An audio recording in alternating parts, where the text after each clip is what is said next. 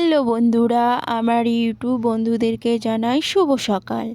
তো আমি সকালটা শুরু করলাম, তোমাদের কালকের কীর্তনটা গাইছিলাম আমি সন্ধ্যাবেলা একটুখানি। তো তোমাদেরকে তুলে ধরার চেষ্টা করছি, যেইটুকু না আমি করি না কাজকর্ম, তোমাদেরকে প্লিজ একটু আমি ধরার চেষ্টা করি। মনে হলো তোমাদেরকে তুলে ধরার চেষ্টা করি, যেটুকু না করি না কেন আমি আমার বাড়ির ছোটো খাঁটিনাটি কাজ করি না কেন তোমাদেরকে আমি তুলে ধরার চেষ্টা করছি।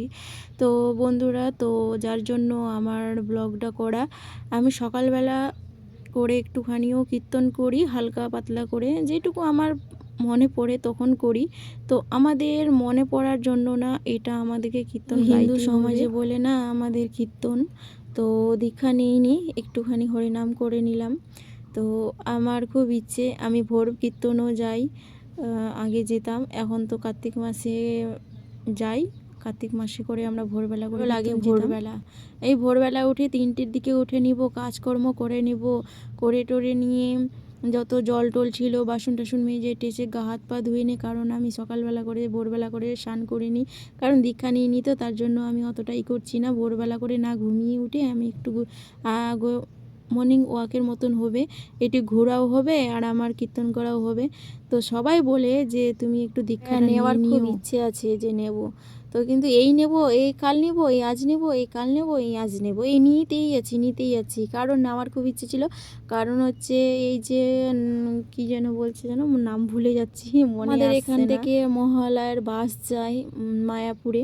তো মায়াপুরে আমার বর এবার কিন্তু খুব মানে লাগিয়েছিল যে নেব, দীক্ষা নেব। তো আমি ফের বললাম যে দীক্ষা নেবে, যে ঠিক আছে। তো একদিনে আবার কি হবে, আমাদের এখানে প্রত্যেক বছরই করে মহালয়ার দিন যাই বাস। তো ওটা না আমাকে ভালো লাগে না, একবার গেছি অবশ্য, বাসেই গেছিলাম, ওই আবার গোটা রাত যাও, আজকে হয়তো গেলে কালকে গোটা দিনমান থাকলে, থেকে নিয়ে আবার রাত্রেবেলা উঠে নিলে, কি তোমার কাজ দিল? হ্যাঁ, তোমার কাজই দিল না। তো আমি কখন দীক্ষাটা নিব আর কখনই আমি ঘোরাফেরা করব। তাই একটুখানি বললাম যে না, নেব না, থাক, একদিন সময় করে চলো, সময় করে হোক, একদিন 2 দিন 3 দিন 5 দিন থাকলেও ভালো, বলো, এরকম করে যাওয়াটা ভালো লাগে না। একটু নিলাম, দীক্ষা টিকা নিলাম, আরও নিয়ম কারণ কি বলবে না বলবে, এখন খুঁটিনাটি কি লাগছে না লাগছে, আর একটু চারপাশে ঘুরলাম।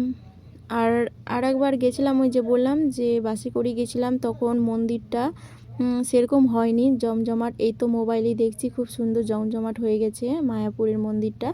তো যারা যারা জানো মায়াপুর কারা কারা গেছো অবশ্যই কমেন্ট করে জানাবে। আর আমি একবারই গেছি, তখন মন্দিরটা কমপ্লিট করছিল না, তখন বাস টাস দিয়ে বেশ ভালো করে করছিল, মানে রং টং করবে কি আর কি, পরিষ্কার পরিচ্ছন্ন করে ভালো করে করবে, তখন করছিল। আর এখন বেশ খুব জমাক করার মতন হয়ে গেছে মন্দিরটা। আর আমাকে না বেশ কোথাও আমি কোথাও যাইনি বন্ধুরা ঘুরতে, আমি মায়াপুর নগরদ্বীপের থেকে আমাকে মায়াপুরটা খুব শান্তির জায়গা লাগলো গো। একবার হলেও মায়াপুর ঘুরতে এসো, বলে না কি যেন বলছে, গঙ্গা একবার, এরকম একটা কিরকম আছে না, যাই হোক মনে নেই। তো তোমাদেরকে অনেক কথা বলে নিলাম, আর এদিকে আমার হয়ে গেল কীর্তন। তো আজকের আমার ব্লগটা কেমন লাগলো, আজকের মতন টাটা।